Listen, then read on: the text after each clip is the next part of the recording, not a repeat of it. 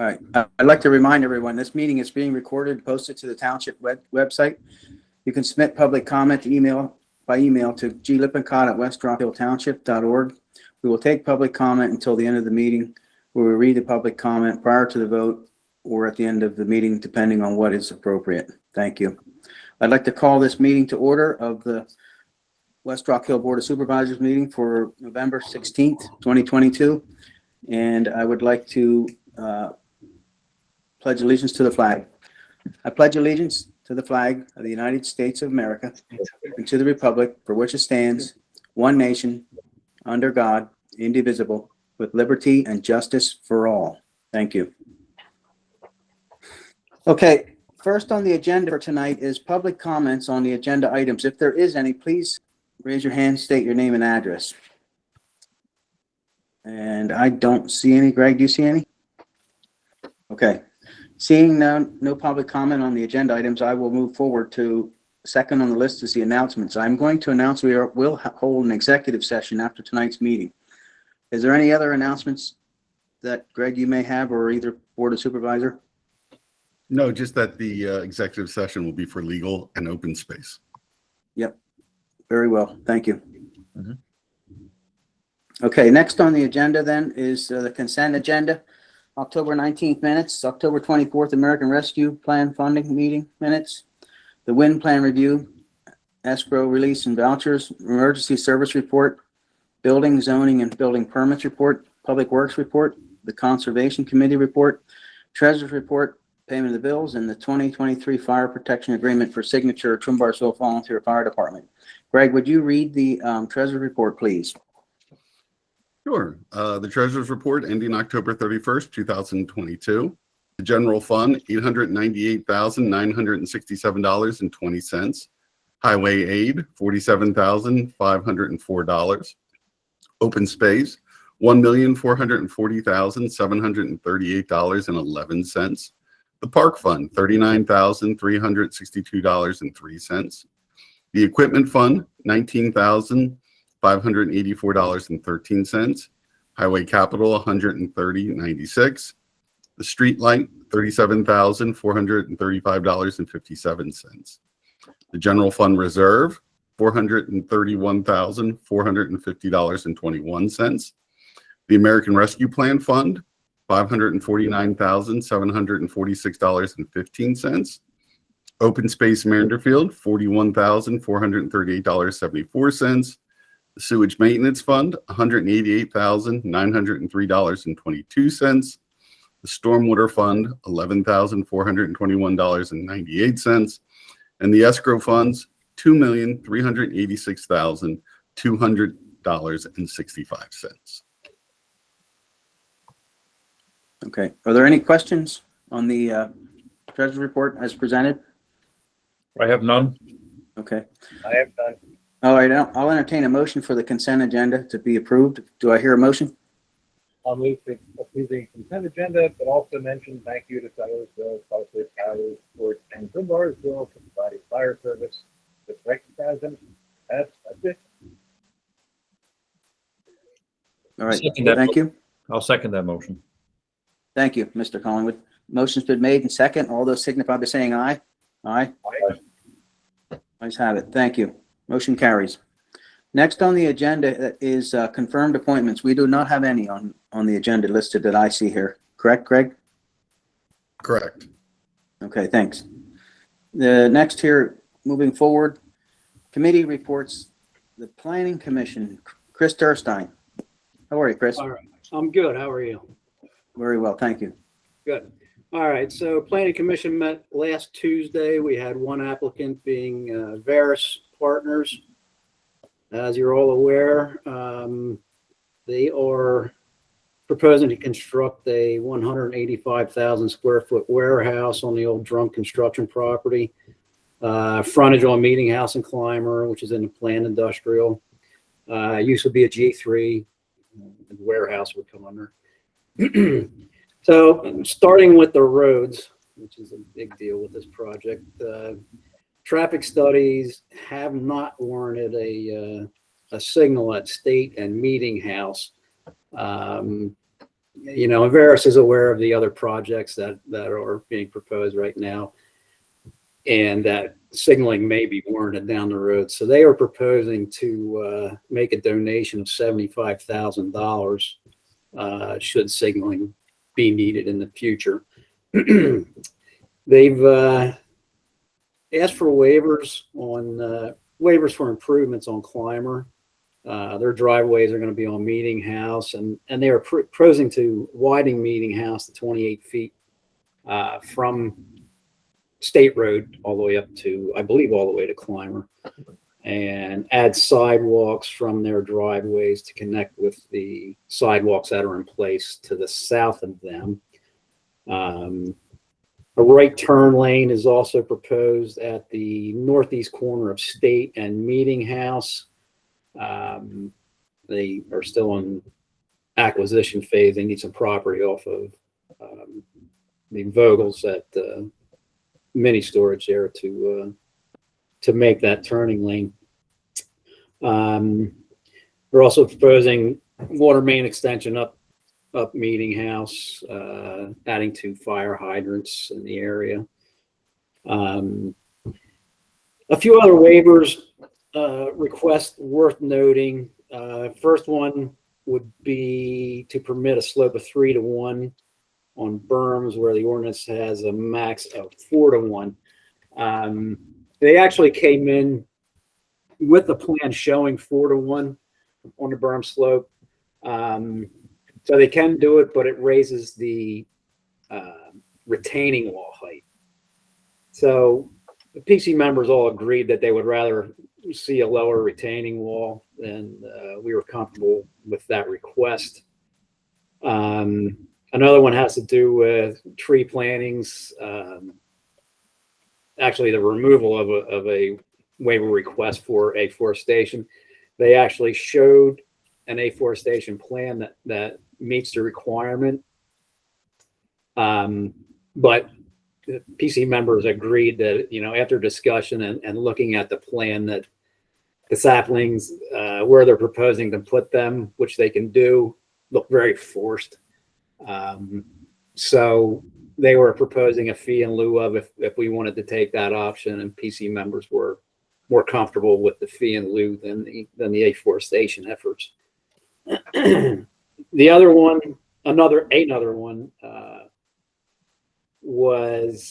has to do with parking area, shade trees. They came in well below the required percentage, and really had a hard time showing anywhere that they could put any more shading trees in the parking areas. Mostly to do with the nature of their business, with the truck traffic that's going to be in their parking lots. So planning commission members were not comfortable with this effort, but they did inform us that they were using a lighter colored roof material than originally proposed, and they would also install concrete rather than blacktop in certain areas of the parking in truck traffic areas, which would greatly reduce the heat island effect that the shade trees are used to provide. So the effort was acknowledged. Planning Commission was still not willing to grant the waiver for the lower amount of trees. So that's one of the sticklers that we have with this plan. There was a lot of discussion on other matters, which I don't need to get into tonight. I believe they're going to come in next month to the Board of Supervisors meeting. So we were comfortable recommending preliminary approval, conditional. They have a lot of outstanding items, and they need a resolution on this shade tree issue. So that's it in a nutshell. It was a long meeting. And again, I believe they're coming in next month to present for preliminary. Any questions on that one? I have none. Yep, this is did listen in to the back part of the meeting, so I have no questions. Excuse me, David Collingwood here. I attended the meeting. The one question I would have, Chris, and this is probably maybe too early in the process. At the corner of Meeting House and State Road, if they're going to entertain the idea of the right-hand turn lane, there's a fire hydrant there that's really proud to the road. I don't know if that would have to be moved, and maybe they'll address that in their plans, but I just think it's something that we should be aware of and take into consideration. Yeah. I know they're going to put in more fire hydrants, and maybe that's possibly part of the major plan is to just move that, because it looks like a truck could take that out with absolutely no problem, especially if they're putting in a right-hand turn lane. Okay, yeah, I wasn't aware of that situation there, and I didn't notice any plans to relocate it.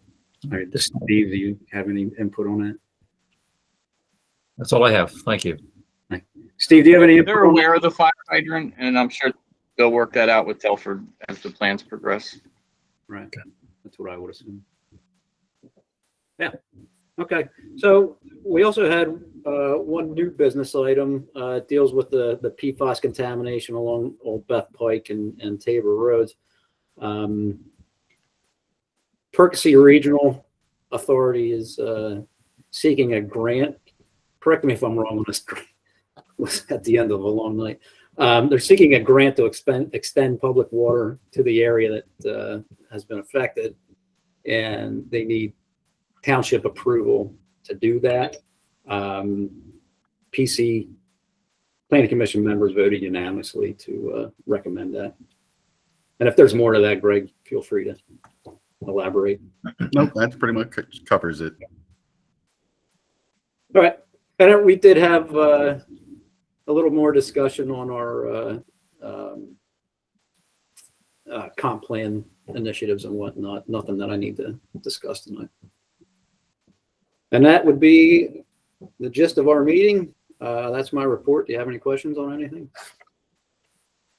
I have one question for Steve. The 28-foot wide proposed of the road, Steve, is that wide enough, or isn't normally something like that 32 feet, or is that if there's parking on the sides? Yeah, our standard with no parking is 28 feet. Yeah, parking would be wider, and quite frankly, anything wider than 28, we don't have the right of way once we're off site to get that wider road in. Okay. I'm just thinking about the truck traffic, the turning radiuses and stuff. Anyway, Chris, you did a great job. Well, they have truck turning movement plans, and they're designed around the 28-foot wide street, so they've taken that into consideration. Okay, thank you. All right, with that, I guess I'll entertain a motion to accept Chris's report as presented. So moved, David Collingwood. Okay, motion's been made, seconded. Seconded, Hal Sherman. All those signify by saying aye. Aye. Thank you very much, Chris. You're welcome. Thank you. Yep. Next on the agenda is the Park and Rec, Mr. Dave Rice. All right. Another great year for the Park and Rec Committee. I just got to brag, and I think we're the best committee. No disrespect there, Chris, but I think we're the best committee in the township. I don't think anybody takes any slack for that or takes any conflict to that. They know the Park and Rec's pretty cool. You'll see some changes in the park tomorrow. It's exciting. We actually have some new trees coming in. 6 sycamore trees on the bottom side of the park, on either side of the dog park. There's going to be 6 sycamores. There's going to be 2 red maples in the spaces that are up near the Ridge Road. So we're excited about that. They'll be planted tomorrow. So we're really looking forward to those growing, filling in the spots, and providing some needed shade in the future. It's really a pretty cool time when we actually can do something like that, and we'll actually be able to see that and live that through the next couple of years, watching them grow. I'm looking to seek a couple approvals tonight for items tonight. One is a thank you gift check / for the Petty family for train maintenance. I'm looking for approval for sign improvements, basic maintenance for the sign that is out front where we post all our notifications of events. For the township, it's actually in great need. The slats and the backing are like falling apart, and the letters don't want to stay on. So we're looking for approval for those sign improvements. And regretfully, we have 2 resignations from the Park and Rec Committee, which we are kind of, sad to see some long-term members leave, but they have family obligations, and I completely understand. 13 years for Mr. Bob Strobel, 25 years for Miss Suzanne Clark. So if we could give a big round of applause. You got it. Got to do that. Love my people. They've contributed so much through the years. I think this is my 13th or 14th year as well on Park and Rec. They just have contributed so much through the years of all the events. So I just can't say enough good things about both of our members. So we regretfully accepted their resignation. We'd also like to request the approval of Sherry Hoffman, who is our alternate right as of now, the sitting alternate, to accept her to promote her to a full-time committee member. And we'd also like to request to advertise for 2 members, one of another member, so we would have a 7th member and an alternate member, if that would be possible, if we could advertise for that. Is that acceptable? Yep. Is that Well, correct? I want to just say one thing there, Dave, to Suzanne and Bob. I want to thank you both very much for the time and effort that you put in. Suzanne, you've made the little details of things, the decorating of Septemberfest, the sandwich boards for fishing derby, calling out the fishing derby winners and stuff. It's been very, very uplifting, and I'm very proud of the time and effort that you 2 have put in. So I want to thank you both. The other thing I want to say, Dave, I don't know. I mean, we can discuss it with the other supervisors, but I don't think that you need to have approval on the repair maintenance of the sign. Okay. That's a maintenance issue there. Those things are falling apart. They need to be fixed. That's just a normal, basic repair maintenance. But we can discuss it if anybody has an issue with it. Of course, tonight would be the time to bring it up. Do either of my 2 fellow supervisors have any questions for Dave from the Park and Rec report or comments? I would like to make something, David Collingwood. The resignations, 38 years combined, that's magic. I mean, that Yes. caught me by surprise, and that it's with regret that this has to happen. I understand for the reasons. I mean, volunteers are so important to the township, and Bob and Suzanne just emulate what a true volunteer is. And they've done a great job, and I don't know, thank you just doesn't seem enough, but thank you both very much. I will say we do have both of their names on the recognition plaque at the back of the building. Yes. So that is a start, and I'm sure that we'll have to think of something else in the future here. I'm sure we will. And I just want to say, I agree with the sign repair being a maintenance issue. It should just happen. The petty train, I think it's a really good idea. I just didn't hear a dollar amount, but I certainly support it. Yeah, it is in the treasurer's report, but it was $200. It was maintenance fees, just because I know they've continually Absolutely. donated. For years, yes. Yeah. Thank you. Thank I'm you. Okay. Al, you have anything? Yep, I would just second what you guys have said. Thank you to Suzanne, thank you to Bob for all those years of dedication and work. And I do agree that for maintenance, we already bought it, so it makes sense to be authorized at a staff level. Okay, go fix it. We aren't actually buying anything new. It's simply maintenance and fixing what we already have. I don't think that goes with supervisors, because it makes common sense. Yeah, if you need to be fixing stuff, you fix it. Or buying something new, that's a little bit different. But for this stuff, yeah, I think we don't need to. I don't think we should have to nickel and dime repairing the stuff that we already have. Correct. Okay. With that being said, then I will entertain a motion for approval and authorization of the request for the Park and Rec. Mr. Chairman, can I just have a motion and a second for the $200? So that's reflected in the minutes for the auditors? I'll make the motion for the I'll 200. second it. David Collingwood. Motion's been made and second. All those signify by saying aye. Aye. Thank you. Thank you. Okay, then I'll entertain a motion for approval of the Park and Rec report. I'll move to approve the Park and Rec report as read. All right. Second, Motion- David Cullen. Yes, thank you, Mr. Collingwood. Motion's been made and second. All those signify by saying aye. Aye. Ayes have it. Okay. Great job, Dave Rice. Thank you. And once again, thank you, Suzanne, and thank you, Bob. I'm going to sure miss it, Bob's cooking hot dogs at the fishing derby, We all will. And but Brett. we'll figure out something. Don't you worry. Cameo, bring him back. All right, moving forward then, the commission reports are next on the agenda, and the first on the commission report is the Penn Ridge Regional Police. Chief Dickinson, how are you? Good. How are you doing? I can't compete with David Rice with them being the best commission, and because I know I don't fit there with that either. So he's obviously batting it out of the park there. Except for everybody's leaving. So I mean, no. But anyways, so I have the October 2022 activity report for the Penn Ridge Regional Police Department. We responded to 758 calls for service. Of those 758, 315 were in East Rock Hill Township, and 404 were in West Rock Hill Township. We handled 29 traffic crashes in October. 15 were reportable, and 14 were non-reportable. 8 of them occurred in East Rock Hill Township, and 21 occurred in West Rock Hill Township. Criminal offenses and activity. We responded to 39 crimes. 5 of them were Part 1 crimes, and the remaining 34 were Part 2 crimes. The reported crimes for the month, in East Rock Hill Township, we had a report of a rape, 1 assault, 1 fraud, 1 criminal mischief, 4 narcotics complaints, 1 harassment, 1 terroristic threat complaint, and 1 trespassing complaint.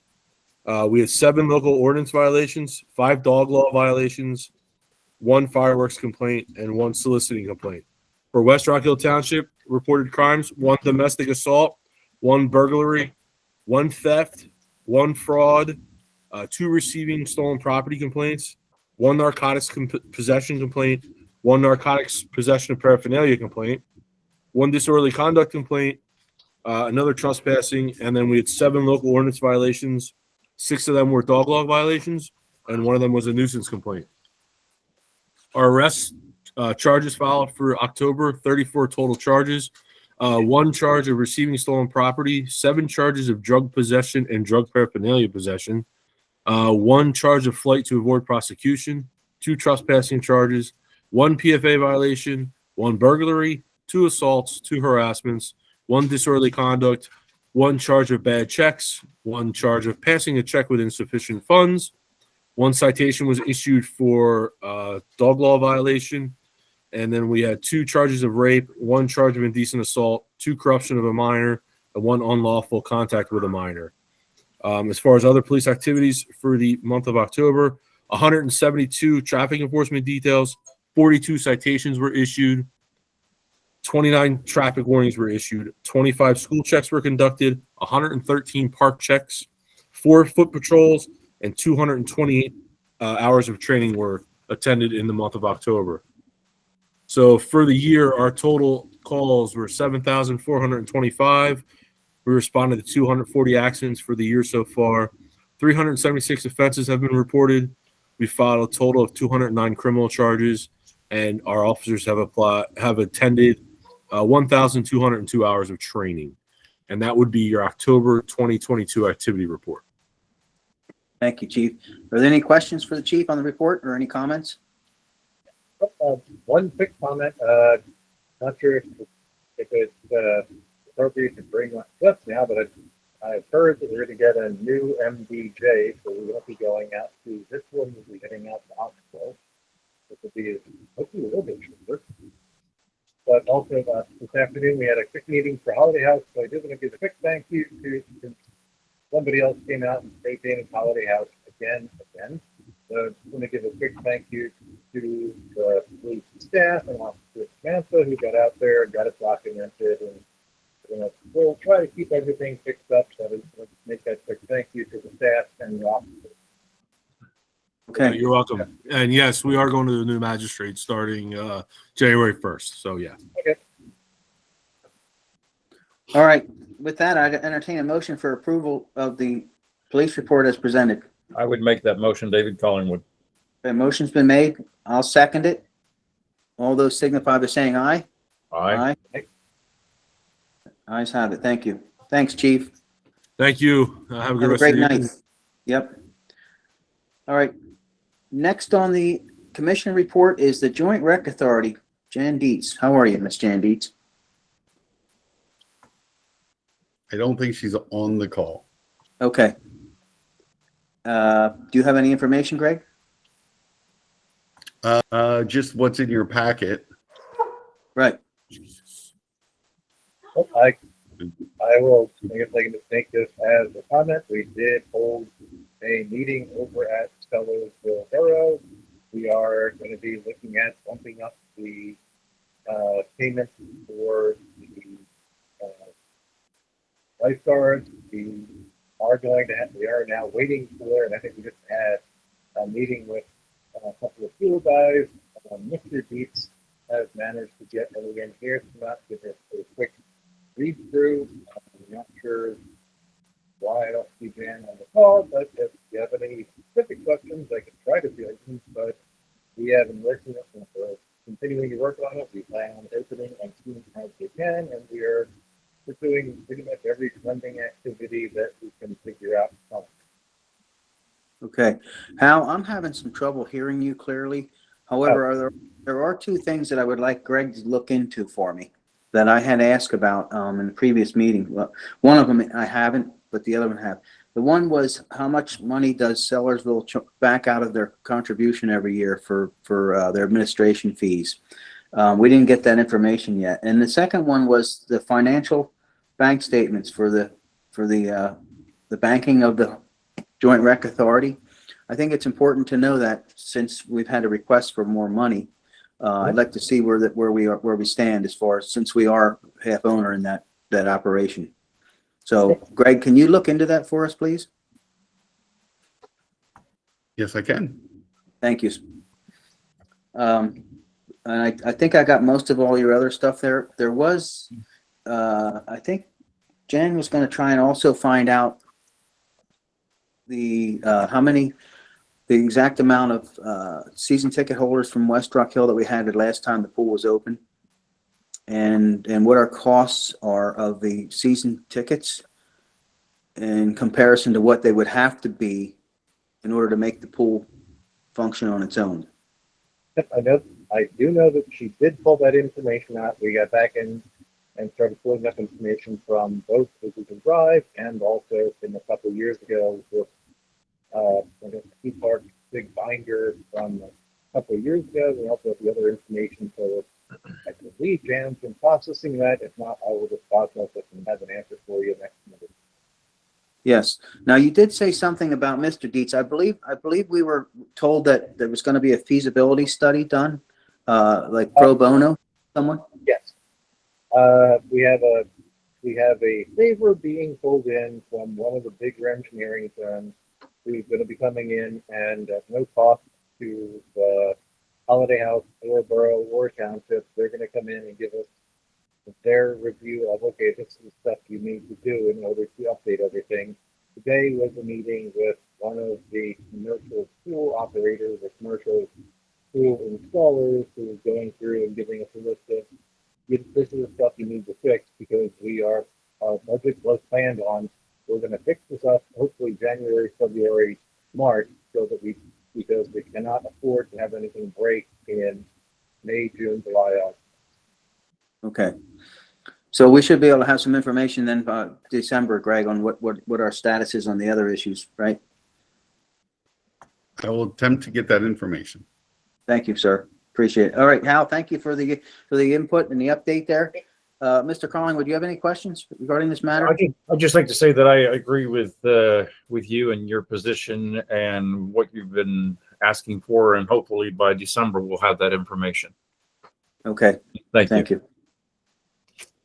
All right, with that, I'll entertain a motion for approval of the Joint Rec Authority report. So move, David Collingwood. Okay, motion made. I'll second it. Good. All those signify by saying aye. Aye. I'm being told to leave it, but Thank you. All right, next on our agenda, moving forward, is the tax collector's report. Suzanne Clark, how are you? Oh, good evening, and thank you all for such kind words. But just to give you a heads up, it has been my pleasure to serve on the Park and Rec Board all these years. But unfortunately, life happens, and some things have to change. So, but I'm not far. I'm still around. So, Yeah, Don't I take just want to, I do want to say something, Suzanne, that while the chief is still here, I know he can hear me. Chief, you know, when you get 25 years in, you can retire. okay.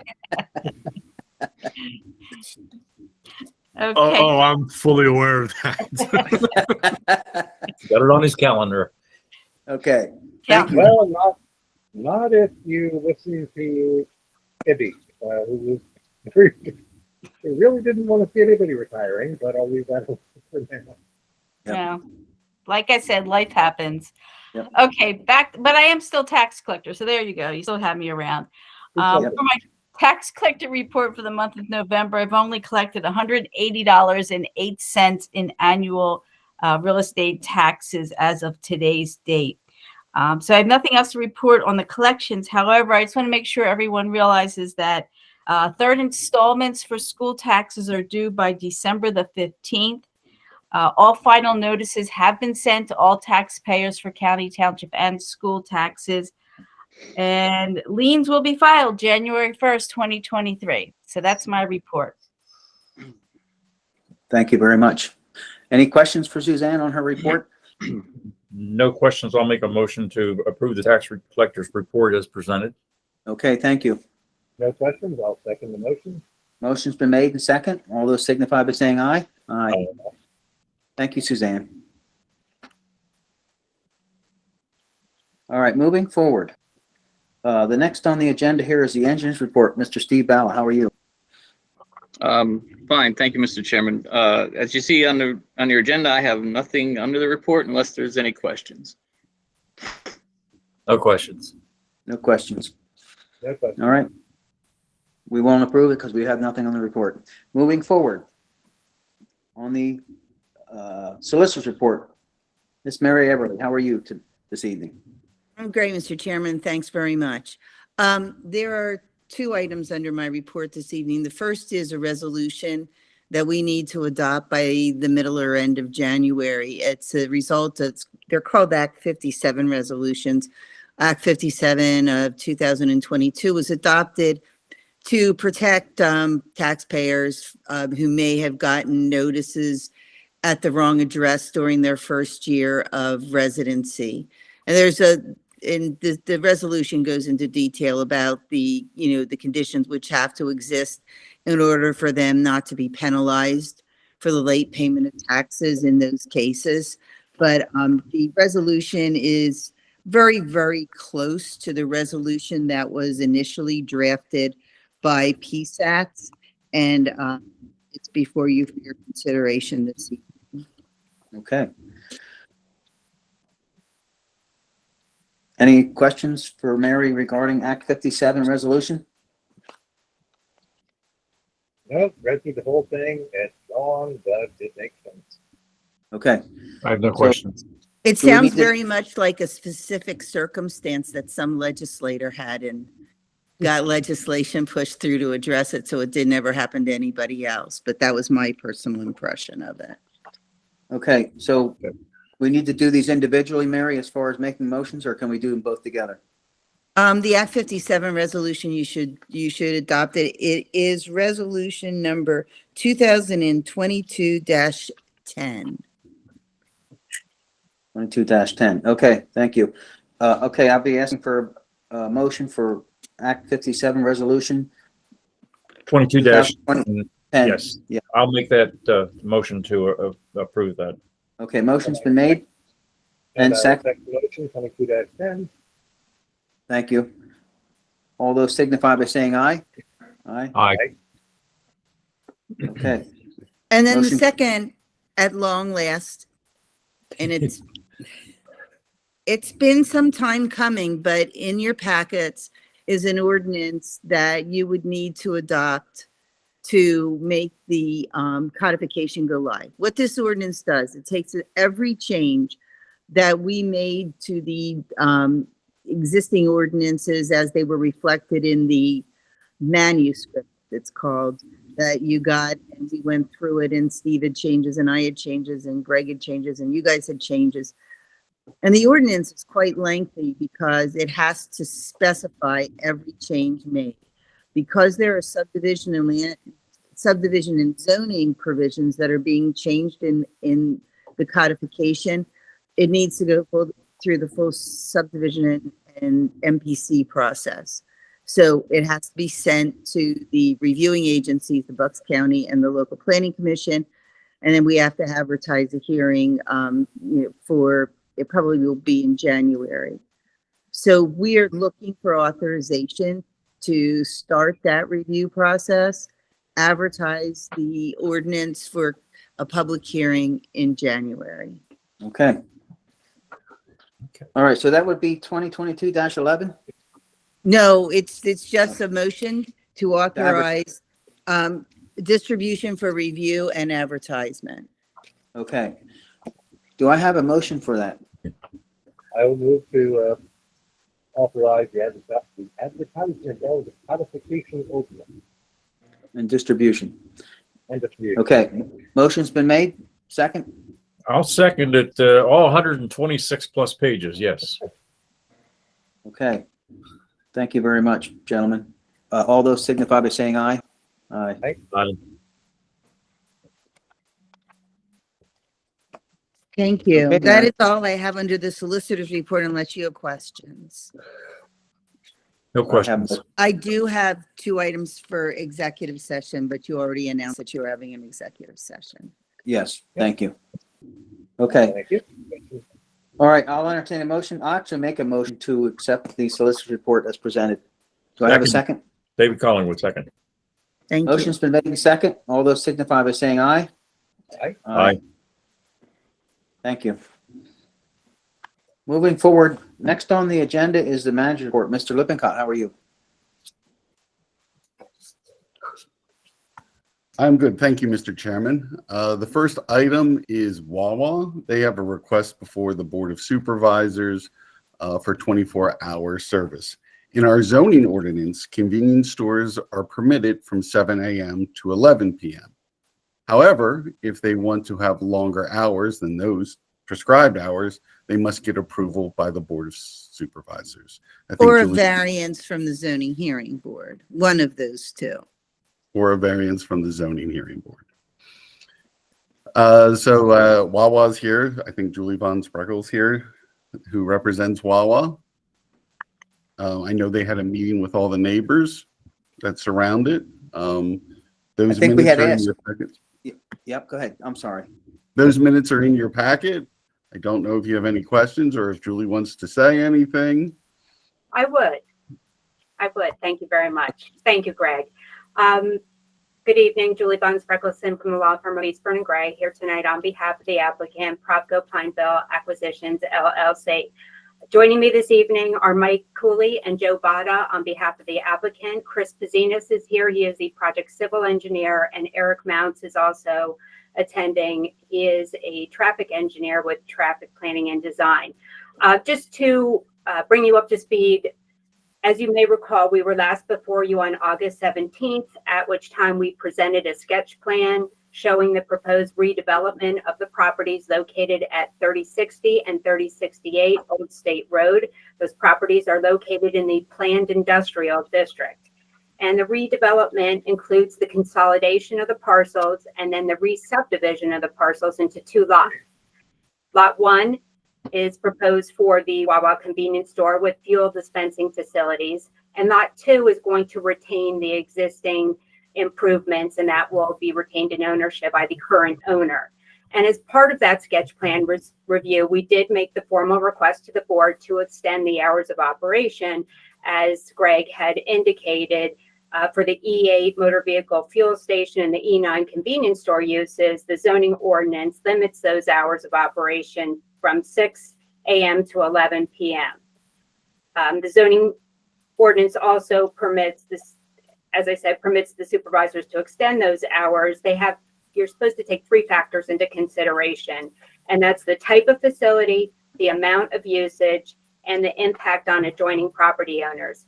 And we did present a lot of that information at the last meeting that we had with you, but the board then did table it because the board had wanted input and feedback from neighboring property owners on the use and the extension of the hours. So that's exactly what the applicants did. They had 2 neighbor meetings. And at this point, I'm going to turn it over to either Mike or Joe to jump in and describe those meetings for you. Thank you. Great. Joe, do you want me to take the lead, Joe? Well, I just want to give a little, I'll start, Mike. Let me start Sure. here. Go ahead. So we were tasked, board, thank you for the opportunity to speak tonight. We really appreciate it. We had an opportunity to meet with some neighbors. We had Terry Durstein, who is the broker here, kind of helped us coordinate. And we used Bob Blum's apartment at 3068 Old State Road. And we invited the neighbors that surrounded the property. So they were 3010 Old State Road, Cora Detwatler, and she attended the first meeting. 3030 Old State Road, Diane Venenzial attended the meeting. 3040 Old State Road, Aaron Preston attended the meeting. 3055 Old State Road, Alvin and Dawn Landis attended the meeting. 3020 Old State Road, Rosemary Braun attended the meeting. We invited Rich Souter, who owns the business across the street, but he did not attend. Tom McKernan was also asked to attend, and he did not. Bob Blum, the owner of the back parcel, did attend. Terry Durstein, the broker, attended, and then Mike and I gave a presentation. So I wanted to give you the background of who attended the meeting, the first meeting. And obviously the purpose of that meeting was to provide the neighbors a full and complete overview of our Wawa development and to get feedback from them on their concerns on our development. So I think we achieved our goal. We described the property and the parcel and went into basic operational topics, which were store hours, deliveries, and trash removal. During our meeting, the neighbors had some questions related to visibility from their homes, landscaping, lighting, fuel tanks, hours of operation. But I think those questions we answered overall, and we came up with a new plan based on the meeting, and we added buffers in based on this discussion we had, which were predominantly revolved around improving the buffer areas around our property and around the neighboring properties. They included fencing the property, extra landscaping of the property on the outside and inside of the fence area around the Wawa, adding larger trees to the buffer areas, removing the trash enclosure where you see it on the Wawa plan right now, and moving it closer to the entrance off of Old State Road. And then also leaving the rear parcel as open space.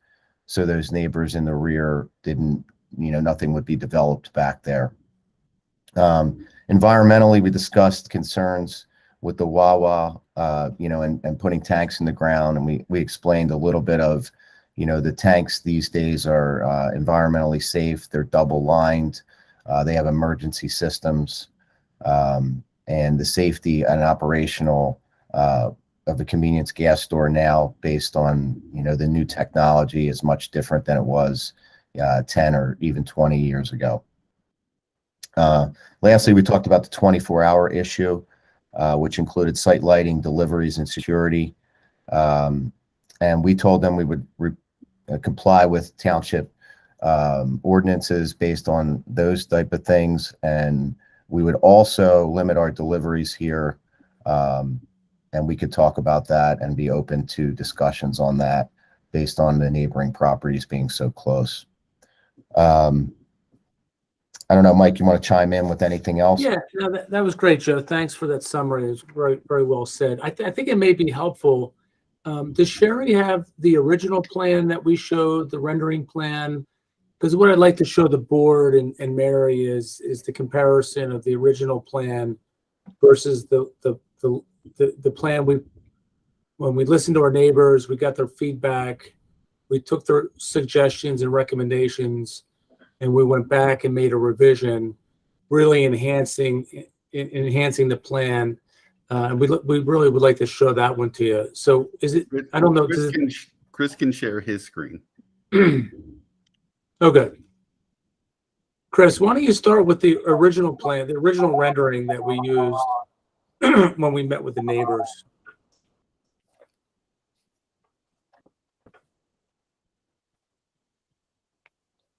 So as you see, this is basically just a pretty generic concept plan for scaling purposes, minor detail on it. It doesn't show any landscaping whatsoever because we're just not that far along yet. And this is what Joe and I used for discussion purposes with the neighbors. And I really felt it was a very, very good overall positive dialogue. Most of the neighbors were on the south. If the plans are oriented north and south, east and west, most of them were on the kind of, the perimeter of the property to the kind of the southeast and southwest portion of the property. And a lot of their questions, like Joe said, is, what are we going to be looking at? What are we going to be seeing from our homes? Because this plan clearly doesn't show any buffering or landscaping. And we talked through it, and we said, what would you like to see? We're definitely going to do fencing. We're going to do landscaping. And their preference was to see greenery versus seeing, hardscape fencing from their properties. They also wanted the trash enclosure, like Joe said, that's in the very bottom corner of the property right there, kind of moved, away from their properties over towards the kind of commercial side of the property. So, we listened, we took notes, we went back, and we made a revision to the plan. So, Chris, if you want to show the revised plan, and if you could blow that up just a little bit to give a little better idea of what we're looking at here.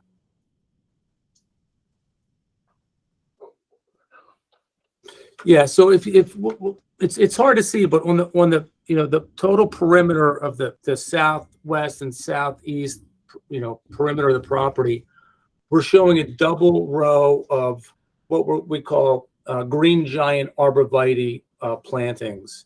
And these trees are planted at 8 feet in height at time of planting. And they typically grow to, I don't know if anyone has these trees on their property, but easily 30 or 40 to 50 feet in height, these trees grow at a pretty rapid pace. So we were proposing planting a row of green giant arborvitae on the perimeter, putting an opaque fence as tall as the township ordinance will permit it, and then another row of green giant arborvitae on the other side of the fence to create the best buffer we can for the neighbors. Additionally, they asked if we could add some shade trees or some prettier ornamental trees on the perimeter of the property as well for them to see from their homes. And the lighter green circles that you see outside of that heavy green buffer, they're more kind of canopy type trees that will grow tall with larger canopies with leaves on them, to make it look a little bit of a prettier type landscape area. So we got great feedback. We met with the neighbors again on Tuesday evening. We were up there last night. We met with them. This time we invited everyone again. About 6 neighbors showed up last night. We talked through the plan in detail, and they really understood the plan. They understood the 24-hour component. We talked through and explained that the 24-hour, through the nighttime hours, if most Wawas in more kind of neighborhood settings, they're very quiet in those hours compared to the peak hours in the morning. They use this, those hours for store cleaning, store restocking. They mostly cater to shift type workers, whether it's, the nurses, the doctors, the shift workers on third shift. So it's much more quiet in those hours. And, we wrapped the meeting up by saying, if there's any concerns, please let us know. No one had any concerns really at all. And we asked them, if you don't have any concerns, would you be willing to sign just a kind of a you know, call it a petition, call it just a statement saying that, you know, we explained this project, they understood it, and they're not opposed to this store being open for 24 hours. And let's see, there was 1, 2, 3, 4. I guess there was 5 neighbors attended. One left a little bit early, he had to run, but the 4 remaining neighbors all signed this petition, and we can certainly hand that over to you guys for you guys to see. So they seem pretty well satisfied. Yeah, I think Mike, Diane Vinzial came to the first meeting, and then Denny Vinzial came to the second meeting, and he said he had to go, and he didn't sign, you know, the petition you're calling it, or, you know. Well, as you folks know, we do appreciate your efforts in putting forth here. That the 24-hour was a big issue of mine because of the neighbors, of course. I don't know how my 2 fellow supervisors feel regarding this matter, and I would like to ask them if they have any input before I might give my final input. But Mr. Collingwood or Mr. Shermer, do you have any questions or concerns or input regarding this request? David Collingwood, I'd like to, yeah, I do. I have read the October 13th memo, and I see the neighbors who were invited and what happened during the meeting. It was only 1 hour. And the memo talks about the 24-hour issue was raised, including site lighting, deliveries, and security. And if you read on in that memo, LED lighting was explained to the neighbors, and security, the trash was going to be, enclosures were going to be moved, but I didn't see anything about the 24 hours relative to the people that were in the room. Now, you say you met Tuesday night and everybody was pretty much on board with it and have signed off. So I just had my question in my mind was how the neighbors felt today about, you say they understood the 24-hour component, and I haven't seen this piece of paper you say where they signed on to this, because they're going to have to live with this and deal with their property values and based on the fact that if this facility is indeed built. Second issue, another issue I had is you talked tonight about fast-growing great or green giant arborvitae. Well, if these trees get to be 50 feet high, then there's going to be an issue with wind and snow damage. But that's just possibly something we have to talk about further down the road. But those are basically my comments. I'm just concerned about the immediate neighbors and the fact that they're going to have a 24-hour operation in their backyard. Yes, David, thank you for those comments. And yeah, so I don't want to take this lightly. I mean, the sole purpose of the meeting with the neighbors was to address 100% on the 24-hour operation and any other questions, concerns they may have about this proposed plan. So the purpose was to discuss the 24 hours was the primary topic. And, you know, that's what we went back and talked again about last night. We focused 100% on the 24-hour topic. And as far as the tree plantings, we're open to planting any trees the township proposes, but we do a lot of these buffering type screenings, and this is a very typical common tree that we plant for the best buffering to screen neighbors. So we took this very serious. We were asked to talk to the neighbors. We did that, and the neighbors that were there signed the petition, not opposing it. And you know, we made them aware that there's a public Zoom hearing tonight, and they can certainly, you know, weigh in, sign in, weigh in, give their opinions. We encouraged it. I mean, you know, we were encouraging them to tell us how they feel. If they're against it, let's, you know, figure it out. If you want to voice your opinion with the township, that's your absolutely, you know, your right to do so. I mean, that's why David, and thanks for your comments too. That's why we redesigned the plan. I mean, we got their feedback, we got their concerns, and we wanted to buffer the plan as best as possible. Obviously, we are open to design changes. This is what we showed them. This is what they kind of accepted and wanted. But we could design anything the township would like, or take your suggestions into consideration also. And Mike and Joe, if I might jump in for a second, and I believe you said that the residents do understand that they live in the planned industrial district, and they also know the other uses that are permitted in that district by right that could operate on a 24-hour basis without getting any zoning relief. I think they know that a warehouse could be constructed there that could operate 24/7. A truck terminal could operate there 24/7. I believe you had some of that discussion as well. Is that? Yeah, that's a good point. That's a very good point, Julie. And I'm, by no means is this a threat, but they were asking the question, what else can be built on this property? They kind of proposed the question, and we all are aware of the other projects going on in close proximity, and we talked about it. This property zoned.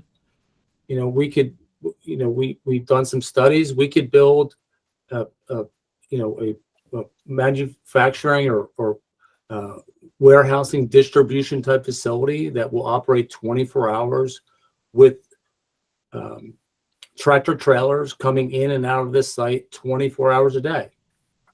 This is Terry Durstein here, if I could interject. Sure. I'm the realtor and was present at both meetings, and the neighbors did bring up the fact that they are already dealing with Fresco in their backyards, which is open, is 3 shifts, 24/7, and are having to deal with all the noise and the traffic from the employees coming and going. So it's nothing new to them. I just wanted to share that. Well, I just want to add a couple things myself. You folks have done a pretty good job of explaining things. However, I'm a realist. I drive a commercial truck for a living. I visit a lot of Wawas. I know Wawas are open 24/7. However, this Wawa is in our township, and there has been concern. If you recall the first meeting that you attended here, there was concern from a resident that shared my same concern as far as the neighbors. Now, I want to ask nicely, how come we didn't have that letter given to the staff so that the board could look at those signatures before tonight? Well, Coach, I sent it to Julie. The first thing this morning, I just sent it to Julie. Okay. So I mean, I share Mr. Collingwood's concerns there, because we are, the neighbors are the people that we work for. The citizens are the people we work for. However, we all realize that there are uses down there that run on 3 shifts. And I think everyone realizes that. I don't know that there is a Wawa that doesn't operate 24 hours a day that I've ever visited. There might be one down on Route 1, way down there near Longwood Gardens, but I'm not 100% sure if that was just a store. It didn't have a gas station at that one. Regardless, our job is to try and protect the citizens and to manage development in our township. And although this is a very good project, I am concerned and curious of the people that signed that, just in case we would like to verify and maybe even speak to some of them ourselves. Absolutely. And we could just throw it up on the screen real quick so you guys can see it, and I can email it to you right now. That's not a problem. they just met with them last night to get these signatures, so that was the delay. And then we were advised by Mr. Lippincott that we should not be presenting anything that wasn't given to the board by, I forget what day, like 2 weeks ago. 2 weeks ago. Right. Well, No surprises. let me throw this out there, okay? Since this is just new information that was gathered last night, why don't we just table this for another month, and then we'll have a chance to look at those signatures. If we want to discuss or reach out to any of those citizens, I can tell you, I've had emails and I've had citizens call me about this after the first meeting we had with you folks.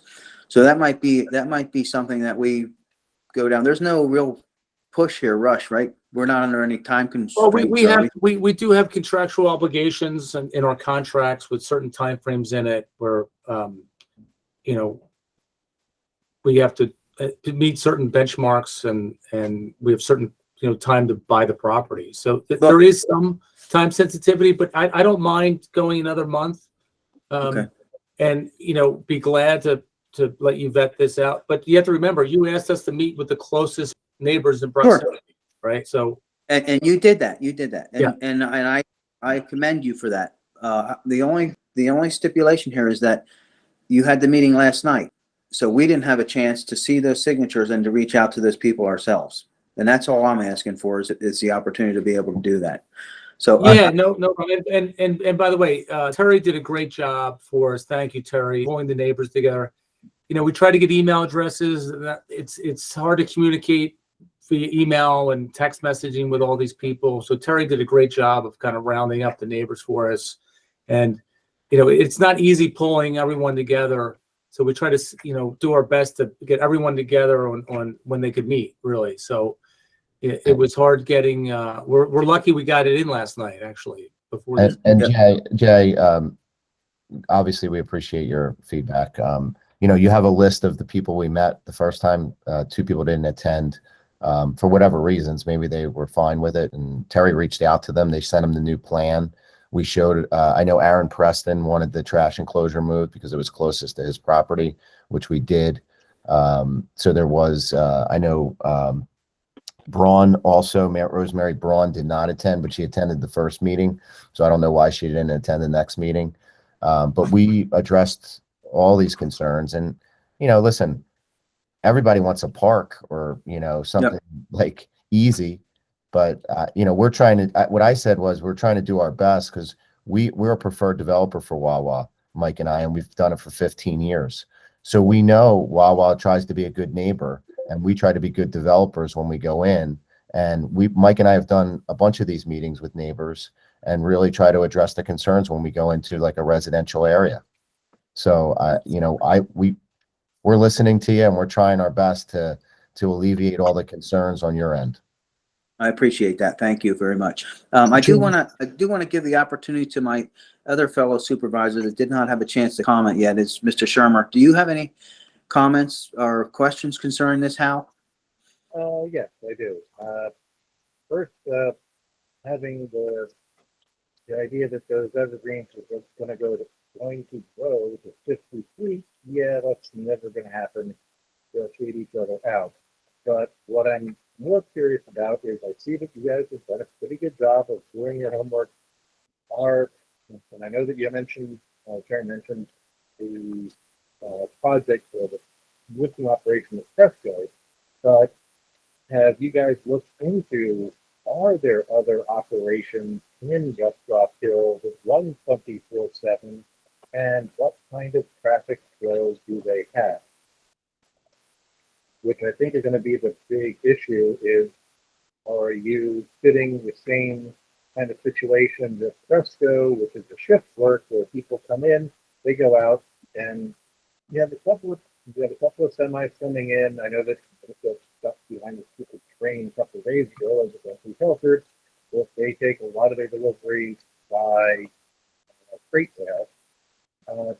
But that's one of the things that I'm curious about is the comparison between this project and the projected number of trips over 24 hours versus the industrial locations, which run 3 shifts, which are a bunch of people, and then it's fairly quiet except for a couple of trucks. Otherwise, I think that, as you guys have reached out to all the neighbors, as you know from listening in, we have concerns about what's going to happen at that intersection in the foreseeable future as we get more and more traffic going through that intersection. And I'll just wait for any comments or any responses you guys have. Mr. Chairman. Yes, Mr. Collingwood. The one thing, if I may, and thank you, Mr. Shermer, as well. I wanted to hear from him. I will say that one of the comments I think it was Mr. Durstein made that the neighbors, I think that how he put it was they had to put up with Fresco. Having another business adjacent to their properties is just going to make having to put up with Fresco even that more difficult, because it's going to compound an issue that they've already are not happy with. That said, I don't think we can rush to judgment here this evening, and I personally agree with Mr. Kaiser that we should table this, and we need to look at these signatures, and we need to get some more feedback from the residents before we make a decision. Thank you. Okay. Hey, Greg, I just sent you the memo with the neighbor signatures on it, so you have it. Okay. Thanks.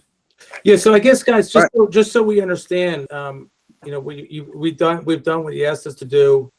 That's what public meetings are for in this process, right? So, what should our expectations be moving forward? As far as now, you're reaching out to the neighbors, and so what we'll come back in a month, and so what's the process? Well, the process, as I explained it earlier, was for us to be able to have the opportunity to reach out to those signatures, those neighbors that you said signed that didn't have a problem with that. And then next month, we'll be able to give you our opinion on how we really feel, because we'll have the feedback. Okay. The honest feedback. That's my position. I'm Okay. not speaking for the other two supervisors, but I'm speaking for myself. That's great. Okay? Yeah, that's wonderful. Yeah, no, I appreciate that. That's fine. Another month is not a problem. Okay. All right. So I will recommend that we table this until next month. Any other questions? I support that. Okay. Very good. Thanks. Thank you for your presentation, Julie. Thank you. Thank you. Thank you, everyone. Have a nice night. Yep, you too. Bye-bye.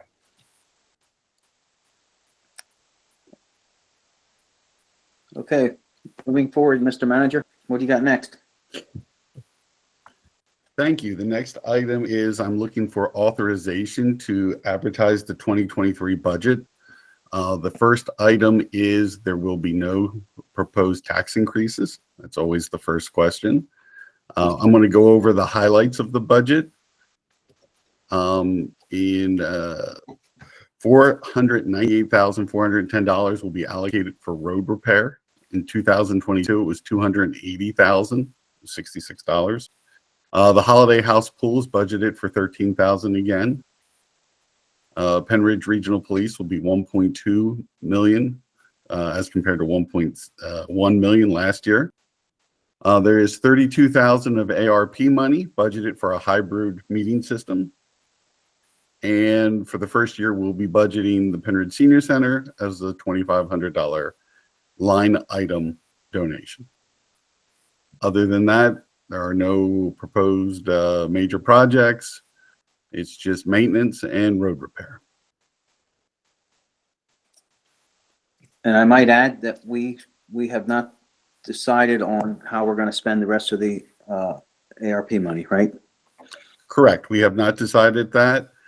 This is just to go to a hybrid meeting room, so people can attend the meeting room or people can stay remote, whichever one they choose for themselves.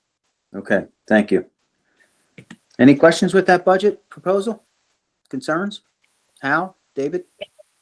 I had many discussions with the manager about this, and I've gone through it, and I think the road portion of it's fantastic. But thank you, Mr. Lippincott. Yes.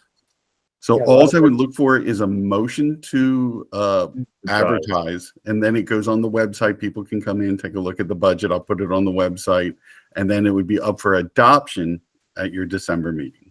Correct. Hal? Yep, good work. Good work, Greg. Are you making? And I will move that motion. Okay, so I have a motion made. Second, David Collingwood. Second, Mr. Collingwood, thank you. All those signify by saying aye. Aye. Aye. Thank you. Motion carries. You may advertise. Thank you, Mr. Chairman.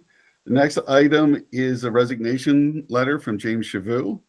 Dear Greg and the West Rock Hill Board of Supervisors, please accept this letter as my formal resignation from West Rock Hill Township, effective 11/17/2022. Thank you for the opportunities and experiences I've had during my years with the township.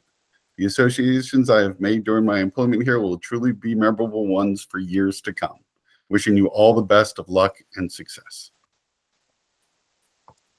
Okay, thank you. And we wish James all the best of luck and success as well, from my point of view. He ran a mean backhoe. Yep, he did. And we need people and volunteers.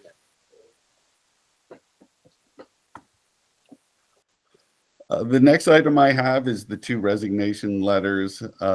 West Rock Hill Township Board of Supervisors, my time as a member of the West Rock Hill Park and Rec has come to an end. I'd like to give thanks to all. Bob Strobel and Suzanne Clark wrote Park and Rec Board and West Rock Hill Township Board of Supervisors.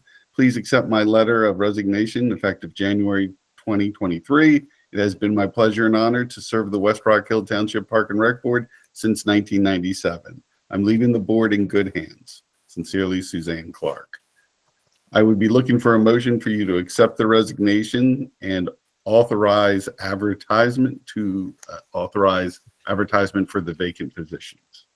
I will make that motion. David Collingwood. And I will second the motion. All right. Well, But motion's been made and second. However, I will tell you before we say yay or nay on this, I tried hard to table this with Suzanne at the Park and Rec meeting, but she wouldn't have any of it. So we couldn't table it for another month. So with that being said, the motion's been made and seconded. All those signify by saying aye. Aye. All right, it's official. Suzanne, you're off the hook. That moving forward there, Greg, you have anything else on? Yes, you do. I'm sorry. Yes. In your package is a proposal from McMahon, a conceptual planning proposal for 309 Lawn Avenue and State Road, 3 different areas. With all the proposed development we're having in the area, Steve and I met with McMahon and we asked them to give us a proposal on the future of State Road, the future of Lawn Avenue and 309. So what they did is in here, they put a conceptual planning evaluation that would go through and start the planning process for these 2 areas where we see high development. If you go to page 4 of 6, there is a schedule. Task 1 is a conceptual planning evaluation, which is $5,300. Then conceptual design exhibits. There's several prices for each intersection and a traffic review signal. It would be my recommendation, and I think Steve's recommendation, that you approve task number 1, which is the conceptual planning evaluation. And the reason why task 1 is so important, we think that we'll ferret out most of the information that we will need. We'll see where we stand before we go on to task 2, which is probably another $20,000. And then task 3 is the traffic signal review, which is another $5,500. So all the township staff is looking for is for approval to do task 1, the conceptual planning evaluation, and holding off on the rest of the tasks until we review task 1's completion. Okay. I tend to agree with you myself. Any comment or concern from my 2 fellow supervisors? I do. David Collingwood would make I think we've got to look at 309 and Lawn Avenue and State Road. I mean, those are the 2 areas that are going to have the most immediate impact. And I think this is way overdue. And I think it's important that we do it, especially with all the proposals or the things that are on the horizon for the township. We got to get ahead of this. Yes. And I think task number 1 gives us 75% or more of the information we need. So I'm in favor of it. Okay. Yep, and agree on task number 1 is the traffic problems aren't going to fix themselves. That's what we're doing. So I agree that we need to looking into that kind of planning and how we're going to fix it before it gets bad. Okay, that being said, I'll make a motion that we move forward with task number 1. I'll So second here's- that. Okay, motion's been made and second. All those signify by saying aye. Aye. Aye. Greg, you got it. Thank you. And that is all I have for my report. Okay, thanks. I'll entertain a motion for approval of the manager's report as presented. So moved, David Collingwood. Seconded, Cal Shermer. Motion's been made and seconded. All those signify by saying aye. Aye. Aye. All right, next on the agenda is old business. Greg, you have something on here, discuss Township Residents Recognition Award. Yeah, at last month's meeting, you talked about maybe recognizing the people that that lived to 100 years old, maybe doing that. Maybe the board wants to discuss in executive session later tonight of who you'd like to recognize, and maybe make the announcement in the public meeting in December of who you would like to recognize on your volunteer wall. Yes, I will share with you. I think that this is overdue. We haven't done it for several years, and I think it's something that needs to be done. And there's a lot of volunteers that have volunteered in this township and have had quite a few years in. And I think we need to discuss that. Yes, and then for December, absolutely have several names that we can move forward with. Okay. Is there any other? Go ahead, Hal. Yeah, I agree. We had a bunch of volunteers. We have volunteers leaving. We have say thank you to the people who have helped the township for years and years and decades and decades. Or lived here for decades and decades. That's why. Okay.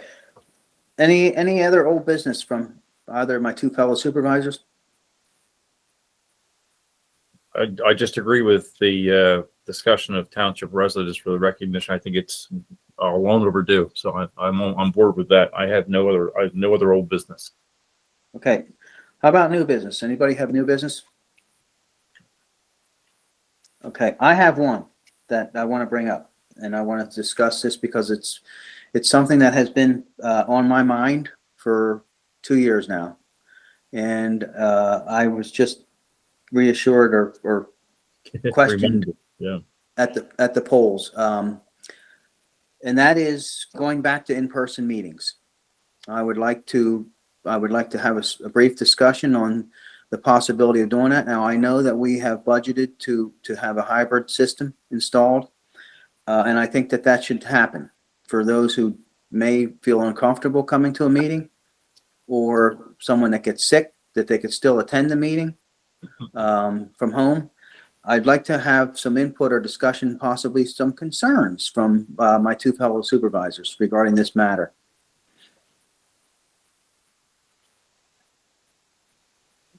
Mr. Shermer? I do agree that the mixed meetings are better because it allows people to come in and actually see the meeting live.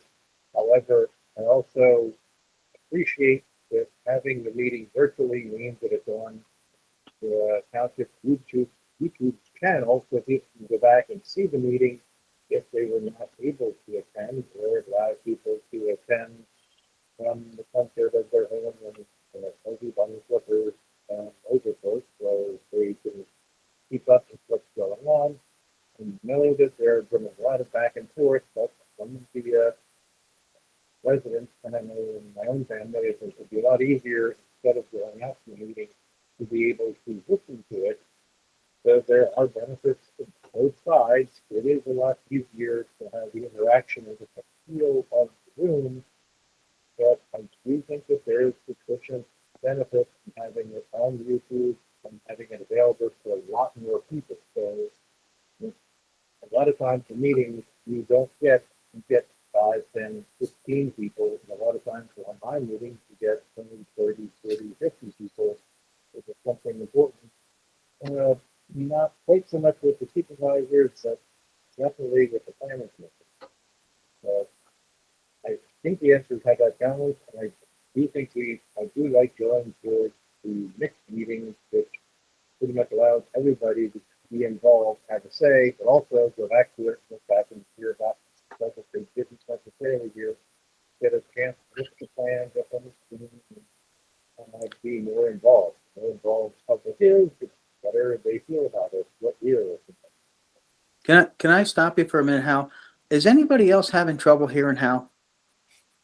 Oh, what? Okay, because I really, Hal, honestly, I missed half of what you said. I couldn't understand it. I hear everybody else.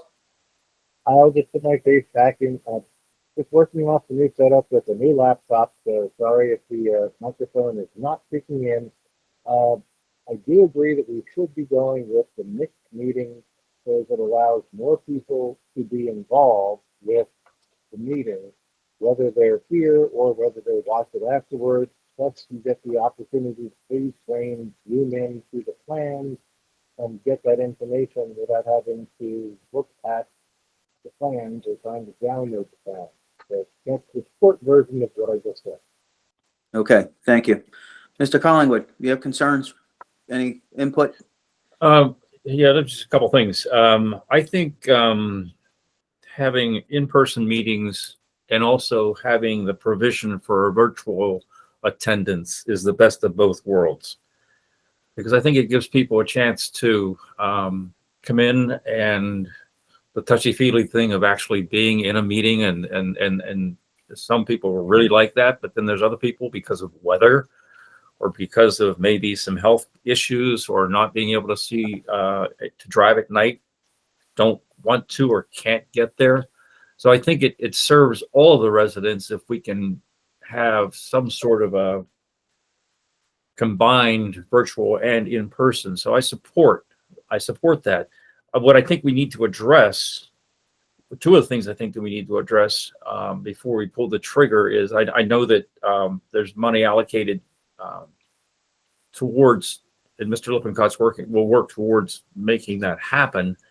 I'd like to know, I actually talked to the architect of the building today about what is the seating limit in that room. And I don't know if we have to ask the fire marshal that, but I think we should get a handle on how many people can actually come to that room, because we may have to turn some people away. And another thing I think we need to address, whether it's COVID or just a bad flu season, is what we're going to require as far as masking. Is it going to be voluntary, or are we going to require it? Just some things I think we need to think about and to address as we go down this road. Okay. My thoughts. Fair enough. Thank you for your thoughts and your comments, and thank you, Hal, too.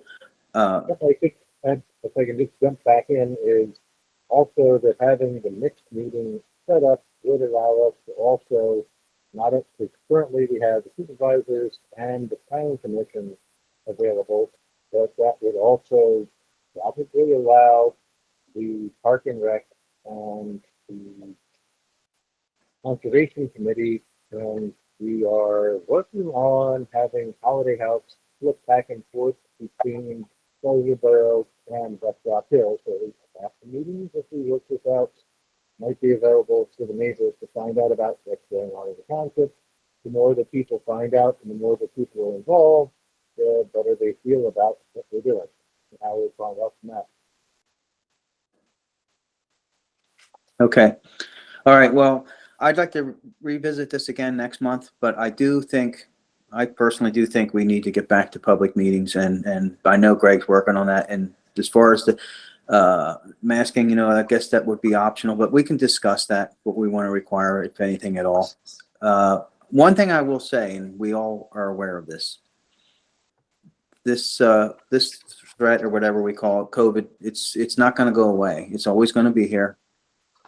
And there's always going to be concerns regarding it. So I am optimistic to do what we can do to protect the people we can. I will say there is going to be a number of how many people are allowed in that township building. And if it gets to the point where we get to that number, first come, first served, then that's what it'll be. And I think our objective is, that's why we want to have the potential for hybrid. I will say, and I've been, I got criticized a little bit from some people about, that we should be having public meetings. What are we trying to hide? This township has never tried to hide anything. And I will say very proudly, I think these meetings have gone very well. And we have been very productive with these meetings that we've had online here. I don't think there's been anything. There's been some communication issues here and there where people lost contact, or the microphones weren't working quite right.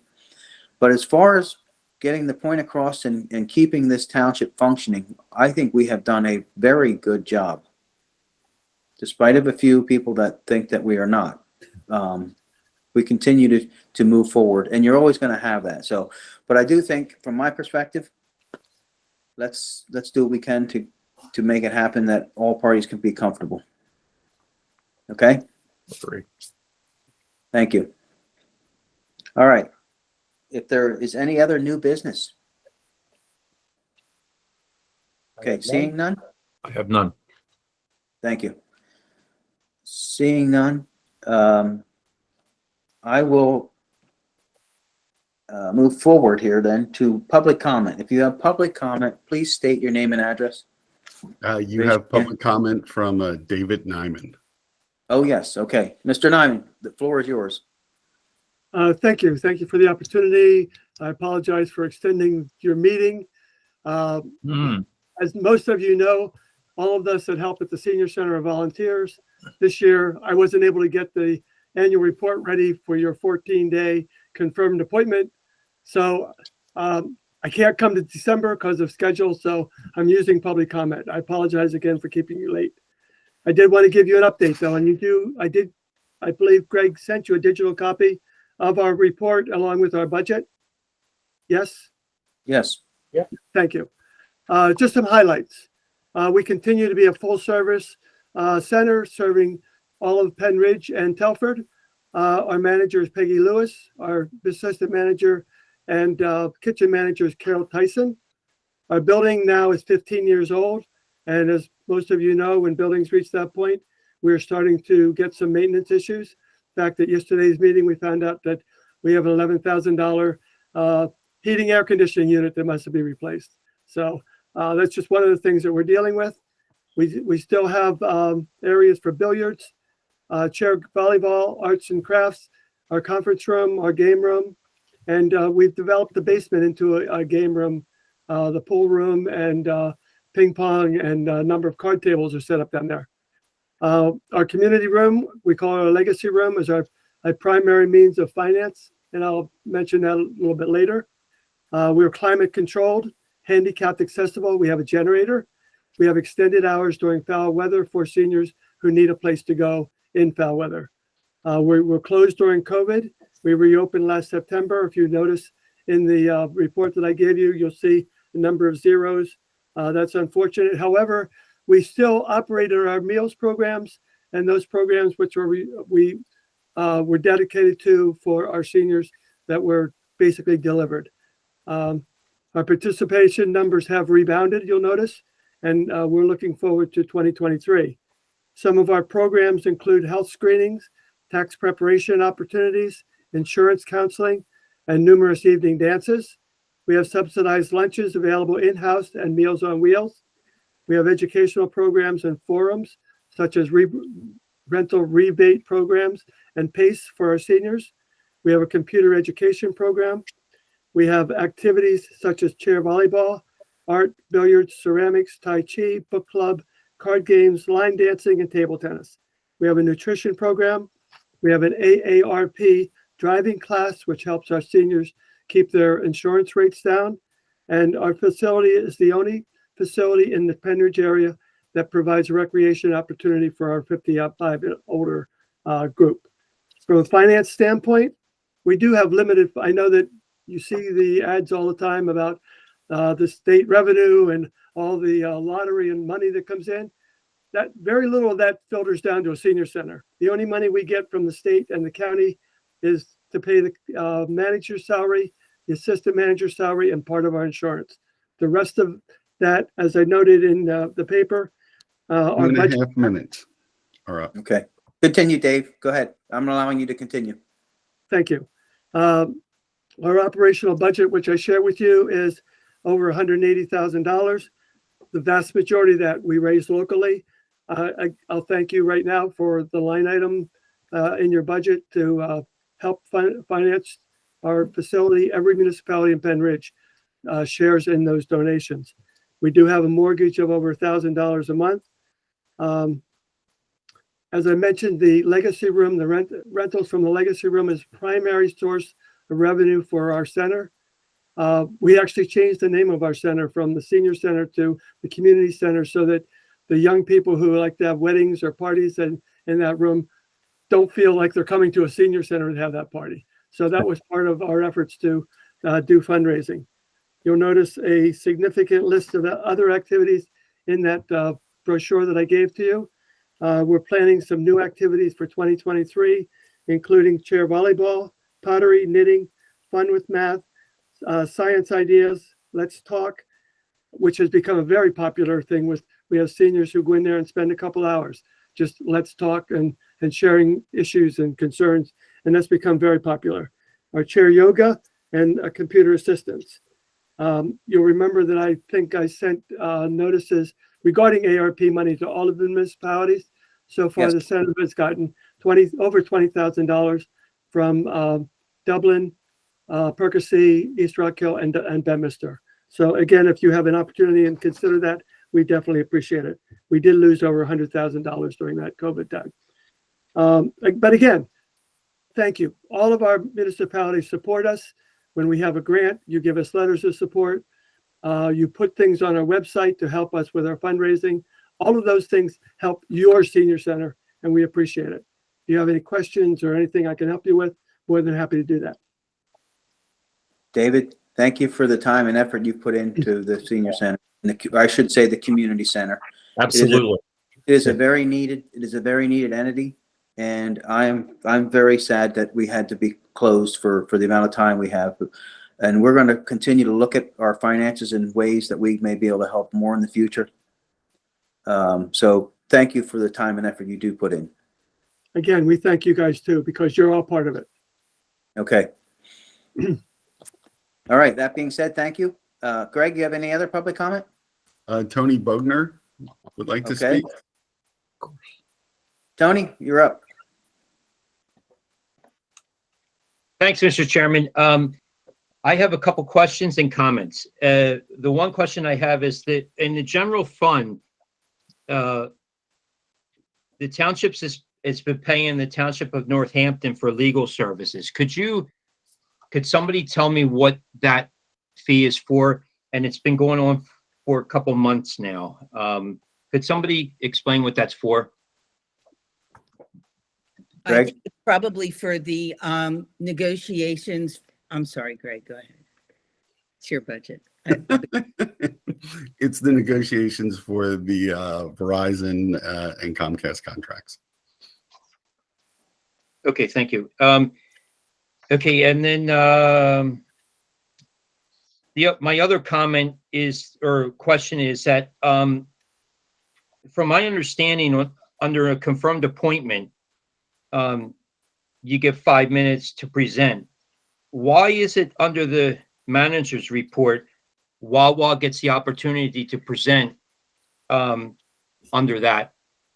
your report? Well, from my perspective, that they're discussing their presentation, their plan. And we actually had questions, so there was interaction there. Greg, you have any other knowledge of that, or Sure. I put them under the manager report because it was a zoning matter. I am the zoning officer. However, under this, the Board of Supervisors have to make that determination. So I put it under my report and let them present because you have to make a zoning decision based off of the zoning ordinance. Okay. Okay. My other comment is, Jay, thank you for understanding that you work for us. The other thing is that Wawa is incorrect because Solderton closes at midnight. It works from 5 to midnight. That's my other comment. And also too, I don't know on Broad Street, but I don't know if, again, the papers were never submitted in your packet, but was Anthony Pier on the corner of Meeting House and State Road, was he ever contacted from Wawa on their provisions on what they're trying to do? And I don't know that. We don't know that. And I think that's it. That's all I'd like to say. And thank you, Mr. Chairman. Okay. Thank you for your comments. Greg, you see, oh, I saw somebody, Jackie. I see a Jackie hand sign up. Go ahead, you're up. Good evening, ladies and gentlemen. It's Jack Willard. On my wife's computer, her name is Jackie. Okay, Jack Willard. State your name and address. Yes, Jack Willard, 2900 Clymer Avenue, Telford, Pennsylvania. Thank you. No, I'm not a neighbor to Wawa, but my access to 309 is out Meeting House Road to State Road and proceeding from there, or taking Quarry Road to State Road and proceeding from there. There's been a lot of talk of a lot of businesses coming up and running 24/7 in this area. I've lived here 62 years. This is not a 24/7 community. I live in a zoned industrial commercial area. I'm used to businesses here. We have good neighbors. When the sun goes down, they close their doors. We don't need 24/7 businesses in this area. The traffic impact, the extra traffic that's coming from Wawa or from a warehouse or a frozen storage unit is not going to make our community any better. And quite frankly, every meeting that I've come to, that I've attended, it is laid out in front of us. Well, if we're not going to do this, then we're going to do something else, and it's always something worse. Trash transfer station instead of a warehouse. So, they're veiled threats, but they're recognized as such. Thank you for your time. All right. Thank you for your comments. Any other comments? Monica Riley, do you want to give your comments?